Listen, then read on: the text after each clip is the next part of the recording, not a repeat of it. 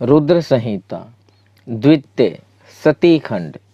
नारद जी के प्रश्न और ब्रह्मा जी के द्वारा उनका उत्तर।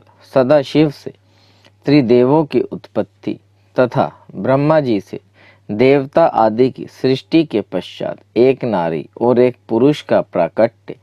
बोल मेरे महाकालेश्वर बाबा की जय।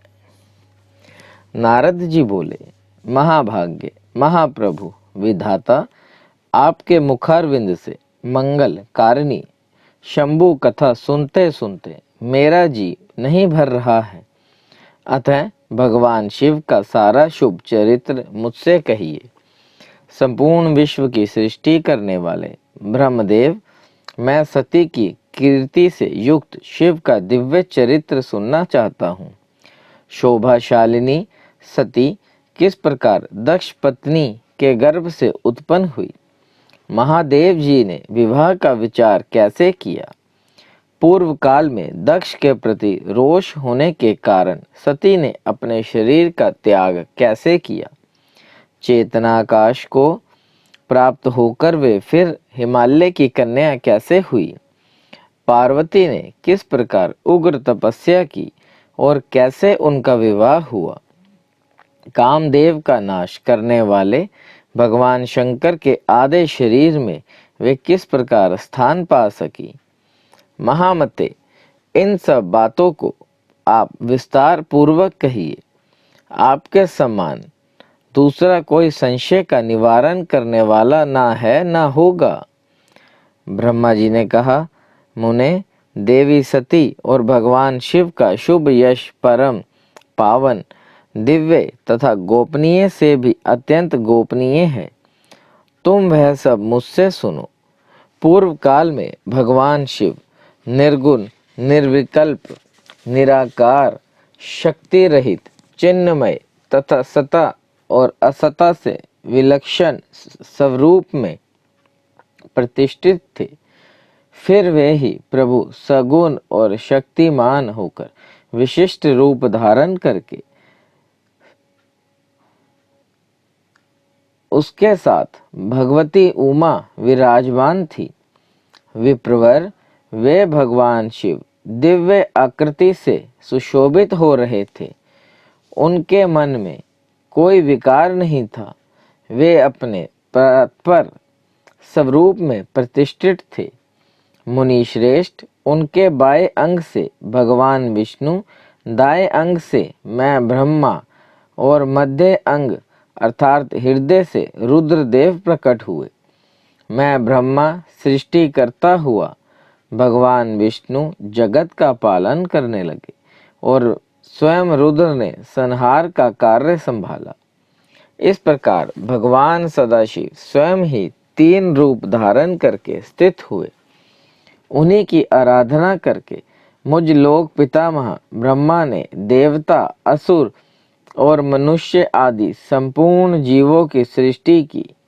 दक्ष आदि प्रजापतियों और देव शिरोमणियों की सृष्टि करके मैं बहुत प्रसन्न हुआ तथा अपने को सबसे अधिक ऊंचा मानने लगा।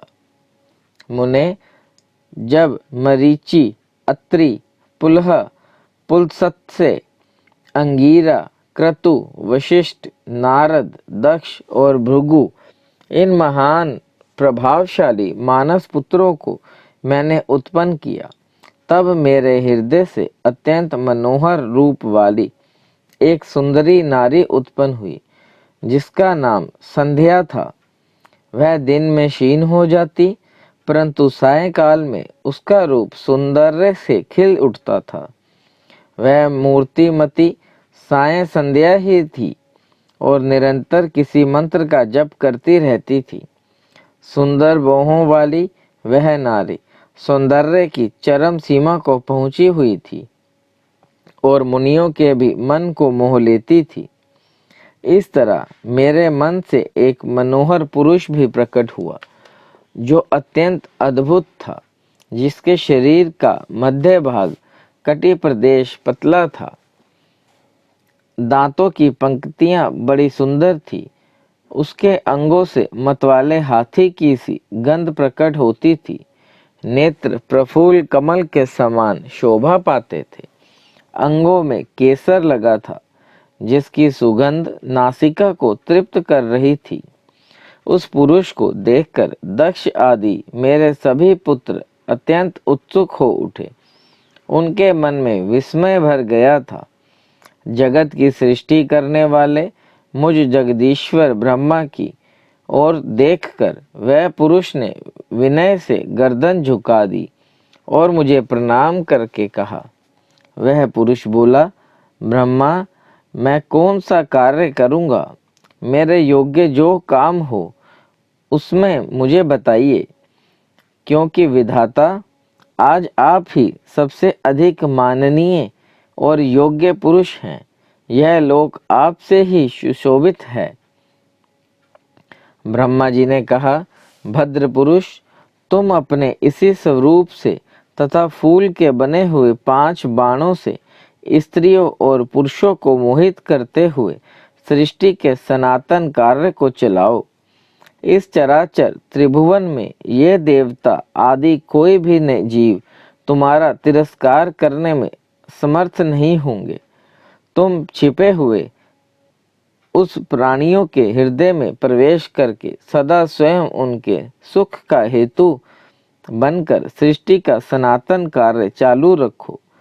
समस्त प्राणियों का जो मन है वह तुम्हारे पुष्पमय बाण का सदा अनायास ही अद्भुत लक्ष्य बन जाएगा और तुम निरंतर उन्हें मदमत किए रहोगे। यह मैंने तुम्हारा कर्म बताया है, जो सृष्टि का प्रवर्तक होगा। और तुम्हारे ठीक ठीक नाम क्या होंगे, इस बात को मेरे ये पुत्र बताएंगे। सूरश्रेष्ठ ऐसा कहकर अपने पुत्रों के मुख की ओर दृष्टिपात करके मैं क्षण भर के लिए अपने कमलमय आसन पर चुपचाप बैठ गया। बोल मेरे महाकालेश्वर बाबा की जय। कामदेव के नामों का निर्देश, उसका रति के साथ विवाह तथा कुमारी संध्या का चरित्र, वशिष्ठ मुनि का चंद्रभाग पर्वत पर उसको तपस्या की विधि बताना। ब्रह्मा जी कहते हैं, मुने, तदनंतरन मेरे अभिप्राय को जानने वाले मरीचि आदि मेरे पुत्र सभी मुनियों ने उस पुरुष का उचित नाम रखा। दक्ष आदि प्रजापतियों ने उसका मुख देखकर परोक्ष के भी सारे वृत्तांत जानकर उसे रहने के लिए स्थान और पत्नी प्रदान की। मेरे पुत्र मरीचि आदि द्विजों ने उस पुरुष के नाम निश्चित करके उससे यह युक्ति युक्त बात कही। ऋषि बोले, तुम जन्म लेते ही हमारे मन को भी मथने लगे हो, इसलिए लोक में ममंथ नाम से विख्यात होंगे। मनोभाव तीनों लोकों में तुम इच्छा अनुसार रूप धारण करने वाले हो। तुम्हारे समान सुंदर दूसरा कोई नहीं है। अतः काम रूप होने के कारण तुम काम नाम से भी विख्यात होंगे। लोगों को मदमत बना देने के कारण तुम्हारा एक नाम मदन होगा। तुम बड़े दर्प से उत्पन्न हुए हो, इसलिए दर्पक कहलाओगे और सदर्प होने के कारण ही जगत में कंदर्प नाम से भी तुम्हारी ख्याति होगी। समस्त देवताओं का सम्मिलित बल पराक्रम भी तुम्हारे समान नहीं होगा। अतः सभी स्थानों पर तुम्हारा अधिकार होगा और तुम सर्वव्यापी होंगे। जो आदि प्रजापति हैं वह ही ये पुरुषों में श्रेष्ठ दक्ष तुम्हारी इच्छा के अनुरूप पत्नी स्वयं देंगे। वह तुम्हारी कामिनी तुमसे अनुराग रखने वाली होगी। ब्रह्मा जी ने कहा, मुने, तदनंतरन मैं वहां से अदृश्य हो गया। इसके बाद दक्ष मेरी बात का स्मरण करके कदंप से बोले, कामदेव, मेरे शरीर से उत्पन्न हुई मेरी यह कन्या सुंदर रूप और उत्तम गुणों से सुशोभित है। इसे तुम अपनी पत्नी बनाने के लिए ग्रहण करो। यह गुणों की दृष्टि से सर्वथा तुम्हारा योग्य है। महातेजस्वी मनोभाव, यह सदा तुम्हारे साथ रहने वाली और तुम्हारी रुचि के अनुसार चलने वाली होगी। धर्मतः यह सदा तुम्हारे अधीन रहेगी। ऐसा कहकर दक्ष ने अपने शरीर के पसीने से प्रकट हुई उस कन्या का नाम रति रखकर उसे अपने आगे बैठाया और कंदर्प को संकल्प पूर्वक सौंप दिया। नारद, दक्ष की वह पुत्री रति बड़ी रमणीय और मुनियों के मन को भी मोह लेने वाली थी। उसके साथ विवाह करके कामदेव को भी बड़ी प्रसन्नता हुई। अपनी रति नामक सुंदरी पत्नी को देखकर उसके भाव भाव आदि से अनुरंजित हो कामदेव मोहित हो गया। तात उस समय बड़ा भारी उत्सव होने लगा, जो सबके सुखों को बढ़ाने वाला था। प्रजापति दक्ष इस बात को सोचकर बड़े प्रसन्न थे कि मेरी पुत्री इस विवाह से सुखी है। कामदेव को भी बड़ा सुख मिला, उसके सारे दुख दूर हो गए। दक्ष कन्या रति भी कामदेव को पाकर बहुत प्रसन्न हुई। जैसे संध्या काल में मनोहारिणी विधुनमाला के साथ मेघ शोभा पाता है, उसी प्रकार रति के साथ प्रिय वचन बोलने वाला कामदेव बड़ी शोभा पा रहा था।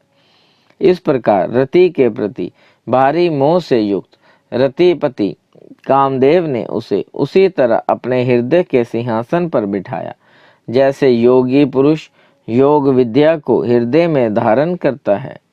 इसी प्रकार पूर्ण चंद्रमुखी रति भी उस श्रेष्ठ पति को पाकर उसी तरह सुशोभित हुई, जैसे श्री हरि को पाकर पूर्ण चंद्रनानन लक्ष्मी शोभा पाती है।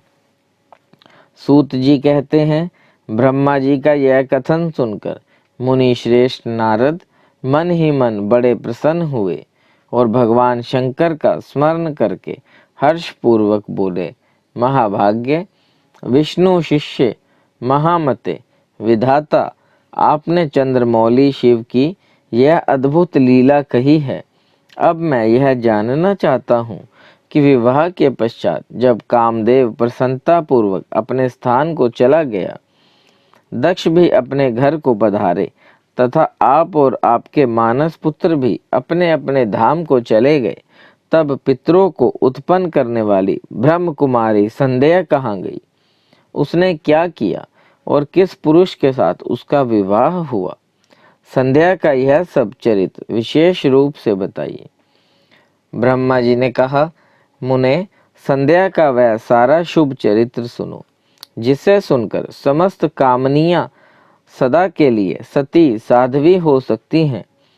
वह संध्या जो पहले मेरी मानस पुत्री थी, तपस्या करके शरीर को त्याग कर मुनि श्रेष्ठ मेघातिथि की बुद्धिमती पुत्री होकर अरुंधति के नाम से विख्यात हुई।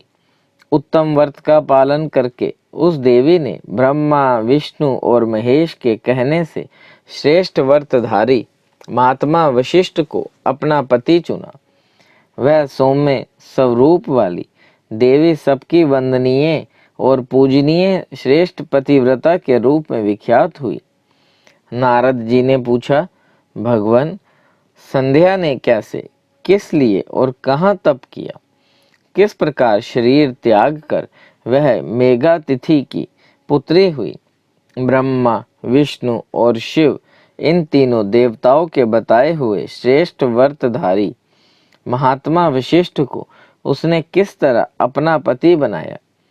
पितामह, यह सब मैं विस्तार के साथ सुनना चाहता हूँ। अरुंधति के इस कौतूहलपूर्ण चरित्र का आप यथार्थ पूर्ण से वर्णन कीजिए। ब्रह्मा जी ने कहा, मुने, संध्या के मन में एक बार सकाम भाव आ गया था, इसलिए उस साध्वी ने यह निश्चय किया कि वैदिक मार्ग के अनुसार मैं अग्नि में अपने इस शरीर की आहुति दे दूंगी। आज से इस भूतल पर कोई भी देहधारी उत्पन्न होते ही कामदेव से युक्त ना हो, इसके लिए मैं कठोर तपस्या करके मर्यादा स्थापित करूंगी। तरुणावस्था से पूर्व किसी पर भी काम का प्रभाव नहीं पड़ेगा, ऐसी सीमा निर्धारित करूंगी। इसके बाद इस जीवन को त्याग दूंगी। मन ही मन ऐसा विचार करके संध्या चंद्रभाग नामक उस श्रेष्ठ पर्वत पर चली गई जहाँ से चंद्रभागा नदी का प्रादुर्भाव हुआ है।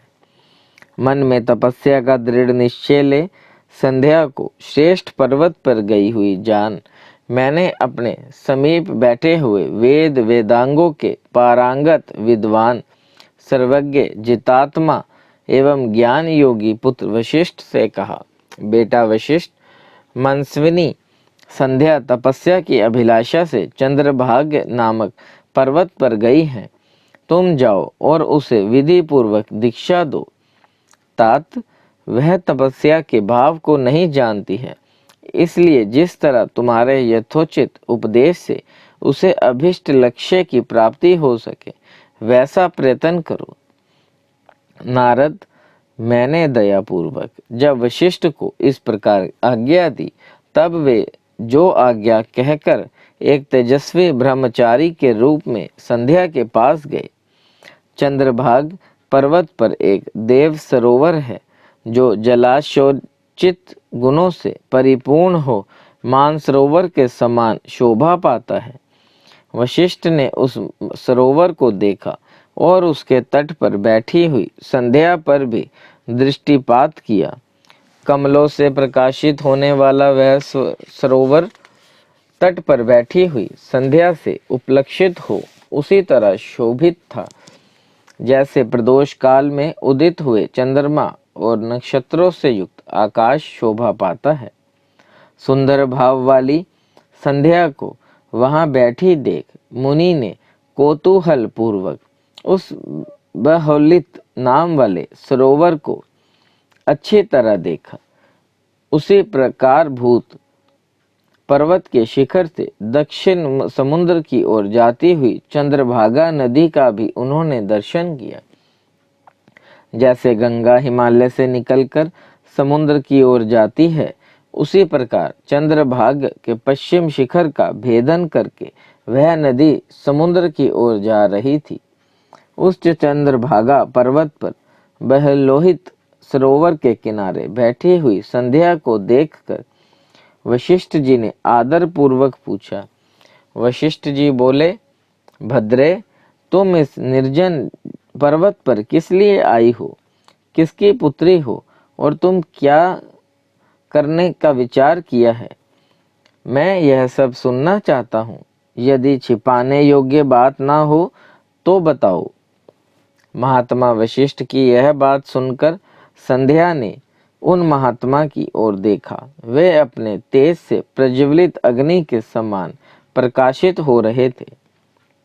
उन्हें देखकर ऐसा जान पड़ता था मानो ब्रह्मचर्या देह धारण करके आ गया हो।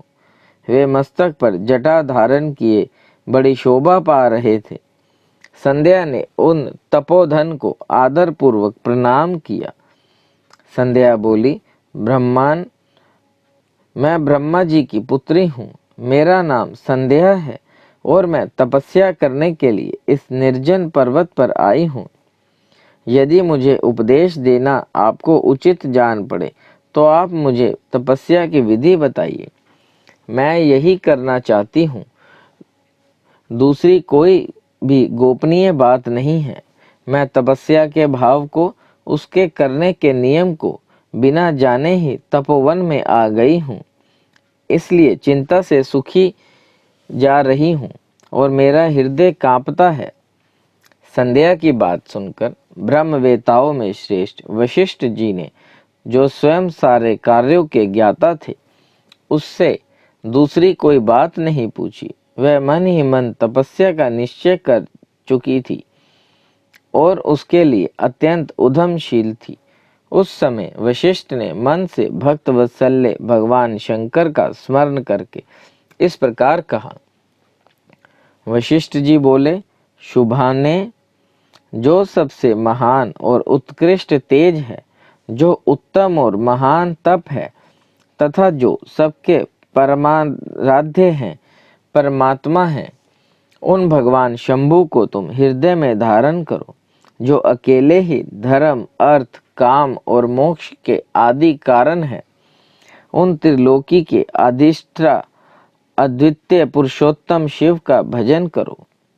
आगे बताए जाने वाले मंत्र के देवेश्वर शंभु की आराधना करो, उससे तुम्हें सब कुछ मिल जाएगा, इसमें संशय नहीं है। ओम नमः शंकराय नमः। ओम। इस मंत्र का निरंतर जप करते हुए मौन तपस्या आरंभ करो और जो मैं नियम बताता हूँ उन्हें सुनो। तुम्हें मौन रहकर ही स्नान करना होगा। मनोलंबन पूर्वक ही महादेव जी की पूजा करनी होगी। प्रथम 2 बार छठे समय में तुम केवल जल का पूर्ण आहार कर सकती हो। जब तीसरी बार छठा समय आए तब केवल उपवास किया करो। इस तरह तपस्या की समाप्ति तक छठे काल में जलाहार एवं उपवास की क्रिया होती रहेगी।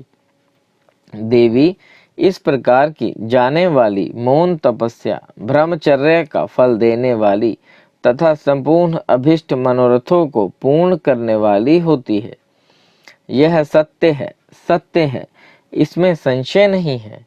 अपने चित्त में ऐसा शुभ उद्देश्य लेकर इच्छा अनुसार शंकर जी का चिंतन करो।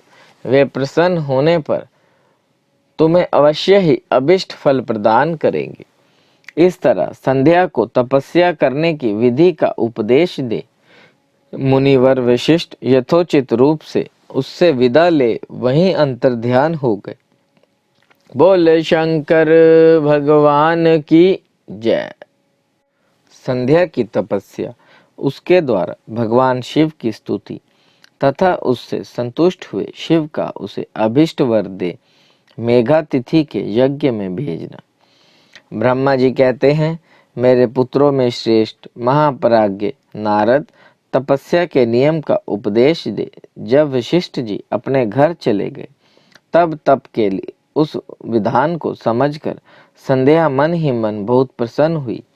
फिर तो वह सानंद मन से तपस्विनी के योग्य वेश बनाकर बिल्होती सरोवर के तट पर ही तपस्या करने लगी। वशिष्ठ जी ने तपस्या के लिए जिस मंत्र को साधन बताया था उसी से उत्तम भक्ति भाव के साथ वह भगवान शंकर की आराधना करने लगी। उसने भगवान शिव में अपने चित्त को लगा दिया और एकाग्र मन से वह बड़ी भारी तपस्या करने लगी। उस तपस्या में लगे हुए उसके 4 युग व्यतीत हो गए। तब भगवान शिव उसकी तपस्या से संतुष्ट हो बड़े प्रसन्न हुए तथा बाहर भीतर और आकाश में अपने स्वरूप का दर्शन कराकर जिस रूप का वह चिंतन करती थी उसी रूप से उसकी आंखों के सामने प्रकट हो गए। उसने मन से जिनका चिंतन किया था उन्हीं प्रभु शंकर को अपने सामने खड़ा देखकर वह अत्यंत आनंद में निमग्न हो गई। भगवान का मुखारविंद बड़ा प्रसन्न दिखाई देता था। उनके स्वरूप से शांति बरस रही थी। वह सहसा भयभीत हो सोचने लगी कि मैं भगवान हर से क्या कहूँ, किस तरह इनकी स्तुति करूँ। इसी चिंता में पड़कर उसने अपने दोनों नेत्र बंद कर लिए। नेत्र बंद करने पर भगवान शिव ने उसके हृदय में प्रवेश करके उसे दिव्य ज्ञान दिया, दिव्य वाणी और दिव्य दृष्टि प्रदान की।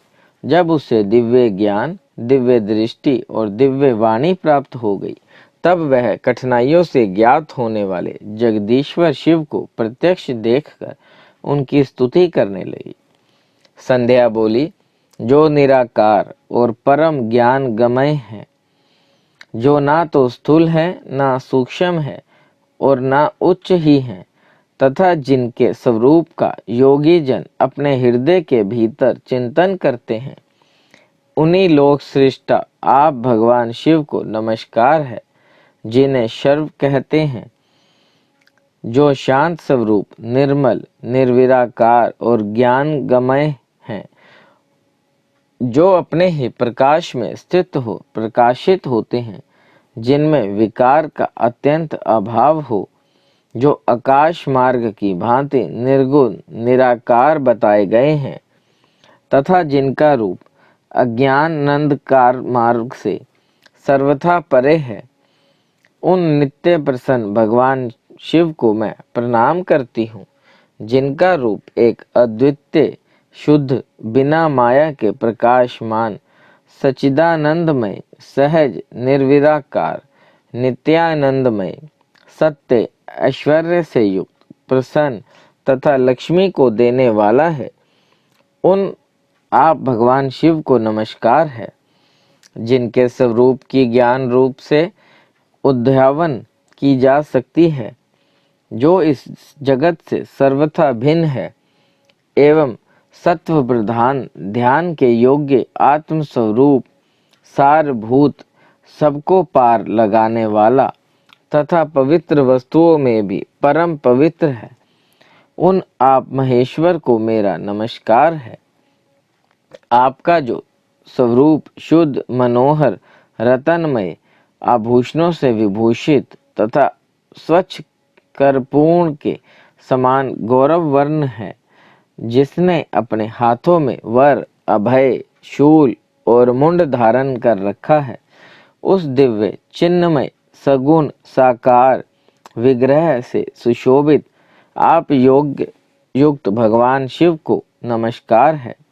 आकाश पृथ्वी दिशाएं जल तेज तथा काल ये जिनके रूप हैं, उन आप परमेश्वर को नमस्कार है।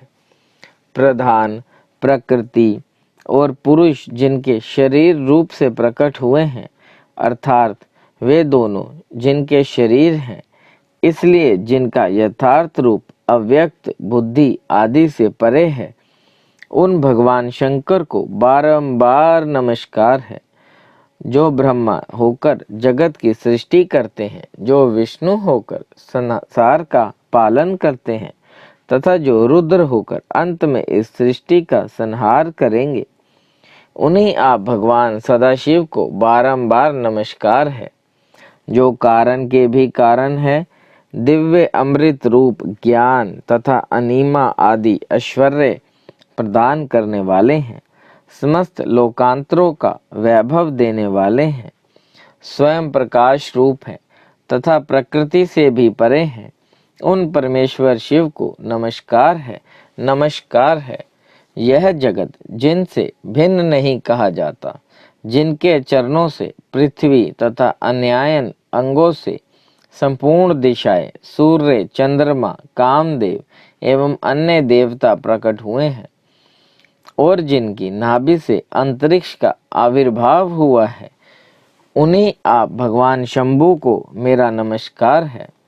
प्रभु, आप ही सबसे उत्कृष्ट परमात्मा हैं, आप ही नाना प्रकार की विद्याएं हैं, आप ही हर संहार करता है, आप ही सद ब्रह्मा तथा पर ब्रह्मा हैं।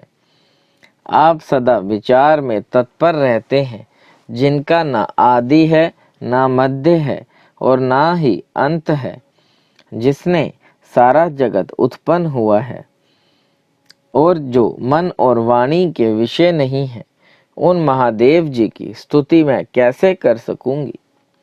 ब्रह्मा आदि देवता तथा तपस्या के धनी मुनि भी जिनके रूपों का वर्णन नहीं कर सकते, उन्हीं परमेश्वर का वर्णन अथवा सत्वन मैं कैसे कर सकती हूँ। प्रभु, आप निर्गुण हैं, मैं मूढ़ स्त्री आपके गुणों को कैसे जान सकती हूँ। आपका रूप तो ऐसा है जिसे इंद्र सहित संपूर्ण देवता और असुर भी नहीं जानते। महेश्वर, आपको नमस्कार है। तपोमय, आपको नमस्कार है। देवेश्वर शंभु, मुझ पर प्रसन्न होइए, आपको बारंबार मेरा नमस्कार है। ब्रह्मा जी कहते हैं, नारद, संध्या का यह स्तुतिपूर्ण वचन सुनकर उसके द्वारा भली भांति प्रशंसित हुए भक्त वत्सल्य परमेश्वर शंकर बहुत प्रसन्न हुए। उसका शरीर वकल और मृग चर्म से ढका हुआ था, मस्तक पर पवित्र जटा जूट शोभा पा रहा था। उस समय पाले के मारे हुए कमल के समान उसके कुम्हाले हुए मुंह को देखकर भगवान हर दया से द्रवित हो उससे इस प्रकार बोले। महेश्वर ने कहा, भद्रे, मैं तुम्हारी इस उत्तम तपस्या से बहुत प्रसन्न हूँ। शुद्ध बुद्धि वाली देवी, तुम्हारे इस सत्वन से भी मुझे बड़ा संतोष प्राप्त हुआ है। अतः इस समय अपनी इच्छा के अनुसार कोई वर मांगो, जिस वर से तुम्हें प्रयोजन हो तथा जो तुम्हारे मन में हो, उसे मैं यहाँ अवश्य पूर्ण करूँगा। तुम्हारा कल्याण हो। मैं तुम्हारे व्रत नियम से बहुत प्रसन्न हूँ। प्रसन्नचित्त महेश्वर का यह वचन सुनकर अत्यंत हर्ष से भरी हुई संध्या उन्हें बारंबार प्रणाम करने लगी। बोले शंकर भगवान की जय। बोले शंकर भगवान की जय। महेश्वर, यदि आप मुझे प्रसन्नतापूर्वक वर देना चाहते हैं, यदि मैं वर पाने के योग्य हूँ, यदि पाप से शुद्ध हो गई हूँ, तथा देव, यदि इस समय आप मेरी तपस्या से प्रसन्न हैं, तो मेरा मांगा हुआ यह पहला वर सफल करे। देवेश्वर, इस आकाश में पृथ्वी आदि किसी भी स्थान में जो प्राणी हैं, वे सब के सब जन्म लेते ही काम भाव से युक्त न हो जाएं। नाथ, मेरी सकाम दृष्टि कहीं न पड़े। मेरे जो पति हों, वे भी मेरे अत्यंत सुहृदय हों। पति के अतिरिक्त जो भी पुरुष मुझे सकाम भाव से देखे, उसके पुरुष तत्व का नाश हो जाए, वह तत्काल नपुंसक हो जाए।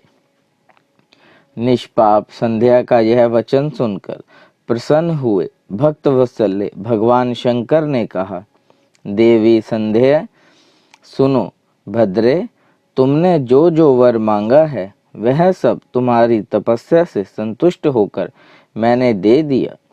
प्राणियों के जीवन में मुख्यतः 4 अवस्थाएं होती हैं। पहली शेष अवस्था, दूसरी कौमार अवस्था, तीसरी यौवन अवस्था और चौथी वृद्धा अवस्था। तीसरी अथवा प्राप्त होने पर देहधारी जीव काम भाव से युक्त होंगे। कहीं कहीं दूसरी अवस्था के अंतिम भाग में ही प्राणी सकाम हो जाएंगे। तुम्हारी तपस्या के प्रभाव से मैंने जगत में सकाम भाव के उदय की यह मर्यादा स्थापित कर दी है, जिससे देहधारी जीव मन लेते ही कामासक्त ना हो जाएं। तुम भी इस लोक में वैसे दिव्य सती भाव को प्राप्त करो, जैसा तीनों लोकों में दूसरी किसी स्त्री के लिए संभव नहीं होगा। पानी ग्रहण करने वाले पति के सिवा जो कोई भी पुरुष सकाम होकर तुम्हारी ओर देखेगा, वह तत्काल नपुंसक होकर दुर्बलता को प्राप्त हो जाएगा। तुम्हारे पति महान तपस्वी तथा दिव्य रूप से संपन्न एक महाभाग्य महर्षि होंगे, जो तुम्हारे साथ 7 कल्पों तक जीवित रहेंगे। तुमने मुझसे जो वर मांगे थे, वह सब मैंने पूर्ण कर दिए। अब मैं तुमसे दूसरी बात कहूँगा, जो पूर्व जन्म से संबंध रखती है। तुमने पहले से ही यह प्रतिज्ञा कर रखी है कि मैं अग्नि में अपने शरीर को त्याग दूंगी। उस प्रतिज्ञा को सफल करने के लिए मैं तुम्हें एक उपाय बताता हूँ, उसे निसंदेह करो। मुनिवर, मेघा तिथि का एक यज्ञ चल रहा है, जो 12 वर्षों तक चालू रहने वाला है। उसमें अग्नि पूर्णतः प्रज्वलित है। तुम बिना विलंब किए उसी अग्नि में अपने शरीर का उत्सर्ग कर दो। इसी पर्वत की उपत्यकाओं में चंद्रभागा नदी के तट पर तापस श्रम में मुनिवर मेघा तिथि महायज्ञ का अनुष्ठान करते हैं। तुम स्वच्छंदानुसार पूर्वक वहां जाओ। मुने तुम्हें वहां देख नहीं सकेंगे। मेरी कृपा से तुम मुनि की अग्नि से प्रकट हुई पुत्री होंगी। तुम्हारे मन में जिस किसी स्वामी को प्राप्त करने की इच्छा हो, उसे हृदय में धारण कर उसी का चिंतन करते हुए तुम अपने शरीर को उस यज्ञ की अग्नि में होम दो। संध्या जब तुम पर इस पर्वत पर 4 युगों तक के लिए कठोर तपस्या कर रही थी, उन्हीं दिनों उस चतुर्युगी का सतयुग बीत जाने पर त्रेता के प्रथम भाग में प्रजापति दक्ष के बहुत सी कन्याएं हुई। उन्होंने अपनी उन सुशीला कन्याओं का यथा योग्य वरों के साथ विवाह कर दिया। उनमें से 27 कन्याओं का विवाह उन्होंने चंद्रमा के साथ किया। चंद्रमा अन्य सब पत्नियों को छोड़कर केवल रोहिणी से प्रेम करने लगे। इसके कारण क्रोध से भरे हुए दक्ष ने जब चंद्रमा को शाप दे दिया, तब समस्त देवता तुम्हारे पास आए, परंतु संध्या तुम्हारा मन तो मुझ में लगा हुआ था, अतः तुमने ब्रह्मा जी के साथ आए हुए उन देवताओं पर दृष्टिपात ही नहीं किया। तब ब्रह्मा जी ने आकाश की ओर देखकर कहा, और चंद्रमा पुनः अपने स्वरूप को प्राप्त करे, यह उद्देश्य मन में रखकर उन्हें शाप से छुड़ाने के लिए एक नदी की सृष्टि की, जो चंद्र या चंद्रभागा नदी के नाम से विख्यात हुई। चंद्रभागा के प्रादुर्भाव काल में ही महर्षि मेघातिथि यहाँ उपस्थित हुए थे। तपस्या के द्वारा उनकी समानता करने वाला ना तो कोई हुआ है, ना है और ना ही होगा।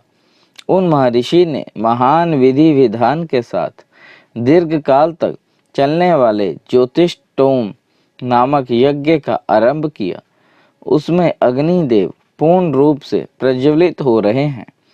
उसी आग में तुम अपने शरीर को डाल दो और परम पवित्र हो जाओ। ऐसा करने से इस समय तुम्हारी वह प्रतिज्ञा पूर्ण हो जाएगी। इस प्रकार संध्या को उसके हित का उपदेश देकर देवेश्वर भगवान शिव वहीं अंतर्ध्यान हो गए।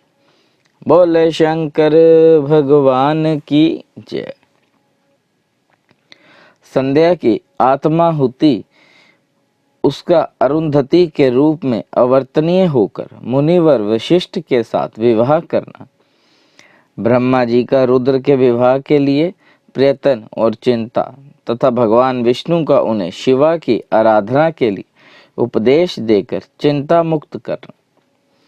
ब्रह्मा जी कहते हैं, नारद जब वर देकर भगवान शंकर अंतर्ध्यान हो गए, तब संध्या भी उसी स्थान पर गई जहाँ मुनि मेघातिथि यज्ञ कर रहे थे।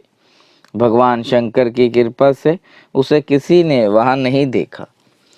उसने उस तेजस्वी ब्रह्मचारी का स्मरण किया जिसने उसके लिए तपस्या की विधि का उपदेश दिया था। महामुने, पूर्व काल में महर्षि वशिष्ठ ने मुझ परमेष्ठी की आज्ञा से एक तेजस्वी ब्रह्मचारी का वेश धारण करके उसे तपस्या करने के लिए उपयोगी नियमों का उपदेश दिया था। संध्या अपने को तपस्या का उपदेश देने वाले उन्हीं ब्रह्मचारी ब्राह्मण वशिष्ठ को पति रूप से मन में रखकर उस महायज्ञ में प्रज्वलित अग्नि के समीप गई। उस समय भगवान शंकर की कृपा से मुनियों ने उसे नहीं देखा। ब्रह्मा जी की वह पुत्री बड़े हर्ष के साथ उस अग्नि में प्रविष्ट हो गई। उसका पुरोडाशमय शरीर तत्काल दग्ध हो गया। उस पुरोडाश की अलक्षित गंध सब ओर फैल गई। अग्नि ने भगवान शंकर की आज्ञा से उसके स्वर्ण जैसे शरीर को जलाकर शुद्ध करके पुनः सूर्यमंडल में पहुंचा दिया। तब सूर्य ने पितरों और देवताओं की तृप्ति के लिए उसे 2 भागों में विभक्त करके अपने रथ में स्थापित कर लिया। मुनीश्वर, उसके शरीर का ऊपरी भाग प्रातः संध्या हुई, जो दिन और रात के बीच में पड़ने वाली आदि संध्या है, तथा उसके शरीर का शेष भाग सायं संध्या हुआ, जो दिन और रात के मध्य में होने वाली अंतिम संध्या है।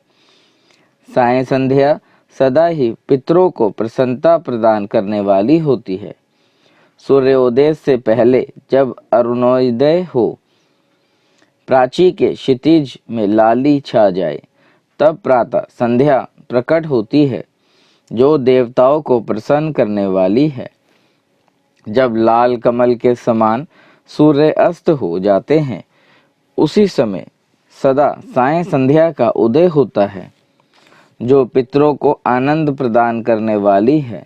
परम दयालु भगवान शिव के मन सहित प्राणों को दिव्य शरीर से युक्त देहधारी बना दिया।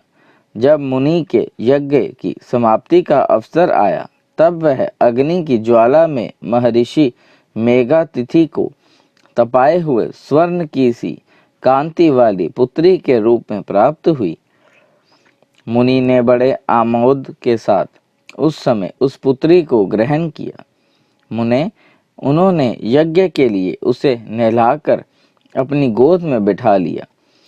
शिष्यों से घिरे हुए महामुनि मेघातिथि को वहां बड़ा आनंद प्राप्त हुआ। उन्होंने उसका नाम अरुंधति रखा।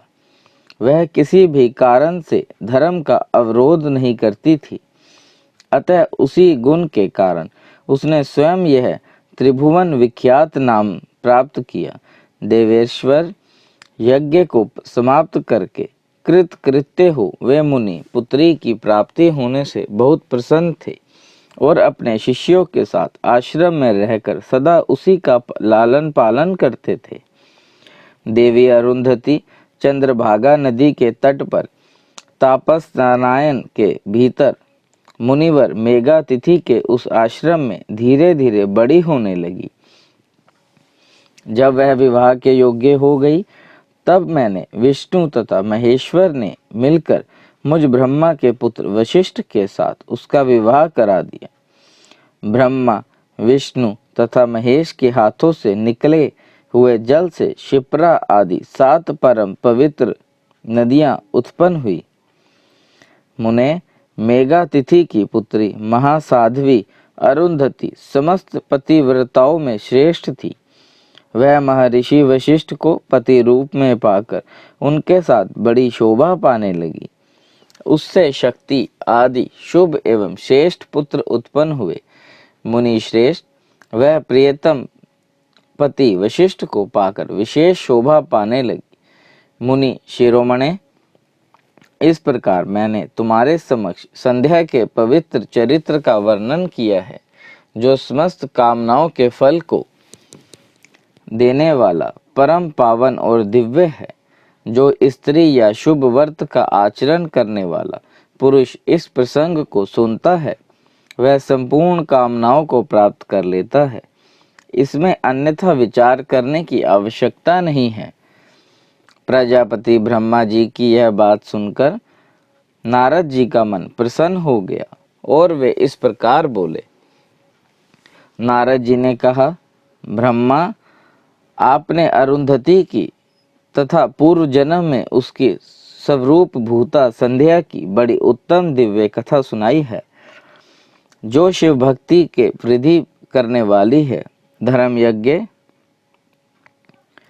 अब आप भगवान शिव के उस परम पवित्र चरित्र का वर्णन कीजिए, जो दूसरों के पापों का विनाश करने वाला उत्तम एवं मंगलदायक है।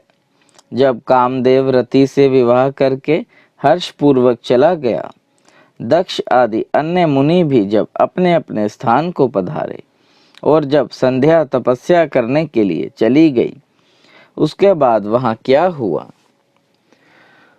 ब्रह्मा जी ने कहा, विप्रवर नारद, तुम धन्य हो, भगवान शिव के सेवक हो। अतः शिव की लीला से युक्त जो उनका शुभ चरित्र है, उसे भक्ति पूर्वक सुनो। तात, पूर्व काल में मैं एक बार जब मुंह में पड़ गया और भगवान शंकर ने मेरा उपहास किया, तब मुझे बड़ा क्षोभ हुआ था। वस्तुतः शिव की माया ने मुझे मोह लिया था, इसलिए मैं भगवान शिव के प्रति ईर्ष्या करने लगा। किस प्रकार सो बताता हूँ, सुनो। मैं उस स्थान पर गया जहाँ दक्षराज मुनि उपस्थित थे। वहीं रति के साथ कामदेव भी थे। नारद, उस समय मैंने बड़ी प्रसन्नता के साथ दक्ष तथा दूसरे पुत्रों को संबोधित करते हुए वार्तालाप आरंभ किया। उस वार्तालाप के समय में शिव की माया से पूर्णतः मोहित था। अतः मैंने कहा, पुत्रों, तुम्हें ऐसा प्रयत्न करना चाहिए जिससे महादेव जी किसी कमनीय कांति वाली स्त्री का पानी ग्रहण करें। इसके बाद मैंने भगवान शिव को मोहित करने का भार रति सहित कामदेव को सौंपा। कामदेव ने मेरी आज्ञा मानकर कहा, प्रभु, सुंदरी स्त्री हो मेरा अस्त्र है, अतः शिवजी को मोहित करने के लिए किसी नारी की सृष्टि करनी कीजिए। यह सुनकर मैं चिंता में पड़ गया और लंबी सांस खींचने लगा। मेरे उस निश्वास से राशि राशि पुष्पों से विभूषित वसंत का प्रादुर्भाव हुआ। वसंत और मलयानिल यह दोनों मदन के सहायक हुए। इसके साथ जाकर कामदेव ने वामदेव को मोहने की बारंबार चेष्टा की, परंतु उसे सफलता न मिली। जब वह निराश होकर लौट आया तब उसकी बात सुनकर मुझे बड़ा दुख हुआ। उस समय मेरे मुख से जो निश्वास वायु चली उससे मारगणों की उत्पत्ति हुई। उन्हें मदन की सहायता के लिए आदेश देकर मैंने पुनः उन सब को शिवजी के पास भेजा, परंतु महान प्रयत्न करने पर भी वे भगवान शिव को मोह में न डाल सके। काम सपरिवार लौटकर आया और मुझे प्रणाम करके अपने स्थान को चला गया। उसके चले जाने पर मैं मन ही मन सोचने लगा कि निर्विराकार तथा मन को वश में रखने वाले योग पारायण भगवान शंकर किसी स्त्री को अपनी सहधर्मिणा बनाना कैसे स्वीकार करेंगे। यही सोचते सोचते मैंने भगवती भाव से उन भगवान श्री हरि का स्मरण किया जो साक्षात शिव रूप तथा मेरे शरीर के जन्मदाता हैं। मैंने दीन वचनों से युक्त शुभ स्तोत्रों द्वारा उनकी स्तुति की। उस स्तुति को सुनकर भगवान शीघ्र ही मेरे सामने प्रकट हो गए। उनके चार भुजाएं शोभा पाती थी, नेत्र प्रफुल्ल कमल के समान सुंदर थे। उन्होंने हाथों में शंख चक्र गदा और पदा ले रखे थे। उनके श्याम शरीर पर पीतांबर की बड़ी शोभा हो रही थी। वे भगवान श्री हरि भक्त प्रिय हैं। अपने भक्त उन्हें बहुत प्यारे हैं। सबके उत्तम शरणदाता उन श्री हरि को उस रूप में देखकर मेरे नेत्रों से प्रेमाश्रुओं की धारा बह चली और मैं गदगद कंठ से बारंबार उनकी स्तुति करने लगा।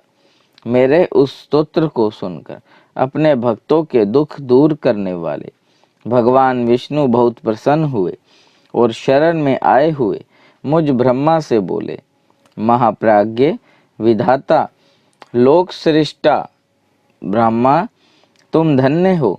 बताओ तुमने किस लिए आज मेरा स्मरण किया है और किस निमित्त से यह स्तुति की जा रही है। तुम पर कौन सा महान दुख आ पड़ा है, उसे मेरे सामने इस समय कहो, मैं वह सारा दुख मिटा दूंगा। इस विषय में कोई संदेह या अन्यथा विचार नहीं करना चाहिए। तब ब्रह्मा जी ने सारा प्रसंग सुनाया। केशव, यदि भगवान शिव किसी तरह पत्नी को ग्रहण कर ले तो मैं सुखी हो जाऊंगा। मेरे अंतकरण का सारा दुख दूर हो जाएगा। इसी के लिए मैं आपकी शरण में आया हूँ। मेरी यह बात सुनकर भगवान मधुसूदन हंस पड़े और मुझ लोक सृष्टा ब्रह्मा का हर्ष बढ़ाते हुए मुझसे शीघ्र ही यों बोले, विधाता तुम मेरा वचन सुनो, यह तुम्हारे भ्रम का निवारण करने वाला है। मेरा वचन ही वेद शास्त्र आदि का वास्तविक सिद्धांत है। शिव ही सबके कर्ता भर्ता पालक और हर्ता संहारक हैं। वे ही परात्पर हैं, पर ब्रह्मा परेश निर्गुण नित्य अनिदृश्य निर्विराकार अद्वितीय अच्युत अनंत सबका अंत करने वाले स्वामी और सर्वव्यापी परमात्मा एवं परमेश्वर हैं। सृष्टि, पालन और संहार के कर्ता, तीनों गुणों को आश्रय देने वाले व्यापक ब्रह्मा, विष्णु और महेश नाम से प्रसिद्ध रजोगुण, सत्वगुण तथा तमोगुण से परे, माया से भी भेद युक्त प्रतीत होने वाले निरीह, माया रहित, माया के स्वामी या प्रेरक, चतुर, सगुण, स्वतंत्र, आत्मानंद स्वरूप, निर्विकल्प, आत्माराम, निद्वंद, भक्त परवश, सुंदर विग्रह से सुशोभित, योगी, नित्य योग पारायण, योग मार्गदर्शक, गर्भहारी, लोकेश्वर और सदा दीन वत्सल्य हैं। तुम उन्हीं की शरण में जाओ। सर्वात्मा शंभु का भजन करो, इससे संतुष्ट होकर वे तुम्हारा कल्याण करेंगे। ब्रह्मा, यदि तुम्हारे मन में यह विचार हो कि शंकर पत्नी का पानी ग्रहण करे, तो शिवा को प्रसन्न करने के उद्देश्य से शिव का स्मरण करते हुए उत्तम तपस्या करो। अपने उस मनोरथ को हृदय में रखते हुए देवी शिवा का ध्यान करो। वे देवेश्वरी यदि प्रसन्न हो जाए तो सारा कार्य सिद्ध हो कर देंगी। यदि शिवा सगुण रूप से अवतार ग्रहण करके लोक में किसी की पुत्री हो, मानव शरीर ग्रहण करे, तो वे निश्चय ही महादेव जी की पत्नी हो सकती हैं। ब्रह्मा, तुम दक्ष को आज्ञा दो, वे भगवान शिव के लिए पत्नी का उत्पादन करने के निमित्त स्वतः भक्ति भाव से प्रयत्न पूर्वक तपस्या करे। तात, शिवा और शिव दोनों को भक्त के अधीन जानना चाहिए। वे निर्गुण पर ब्रह्मा स्वरूप होते हुए भी स्वेच्छा से सगुण हो जाते हैं। विधे, भगवान शिव की इस इच्छा से प्रकट हुए हम दोनों ने जब उनसे प्रार्थना की थी, तब पूर्व काल में भगवान शंकर ने जो बात कही थी उसे याद करो। ब्रह्मा, अपनी शक्ति से सुंदर लीला विहार करने वाले निर्गुण शिव ने स्वेच्छा से सगुण होकर मुझको और तुमको प्रकट करने के पश्चात तुम्हें तो सृष्टि कार्य करने का आदेश दिया, और उमा सहित उन अविनाशी सृष्टिकर्ता प्रभु ने मुझे उस सृष्टि के पालन का कार्य सौंपा। फिर नाना लीला विशारद उन दयालु स्वामी ने हंसकर आकाश की ओर देखते हुए बड़े प्रेम से कहा, विष्णु, मेरा उत्कृष्ट रूप इन विधाता के अंग से इस लोक में प्रकट होगा, जिसका नाम रुद्र होगा। रुद्र का रूप ऐसा ही होगा जैसा मेरा है, वह मेरा पूर्ण रूप होगा। तुम दोनों को सदा उसकी पूजा करनी चाहिए। वह तुम दोनों के संपूर्ण मनोरथों की सिद्धि करने वाला होगा। वही जगत का प्रलय करने वाला होगा। वह समस्त गुणों का दृष्टा, निर्विशेष एवं उत्तम योग का पालक होगा। यद्यपि तीनों देवता मेरे ही रूप हैं, तथापि विशेषता रुद्र मेरा पूर्ण रूप होगा। पुत्रों, देवी उमा के भी 3 रूप होंगे। एक रूप का नाम लक्ष्मी होगा, जो इन श्री हरि की पत्नी होंगी। दूसरा रूप ब्रह्म पत्नी सरस्वती है। तीसरा रूप सती के नाम से प्रसिद्ध होगा। सती उमा का पूर्ण रूप होंगी। वे ही भावी रुद्र की पत्नी होंगी।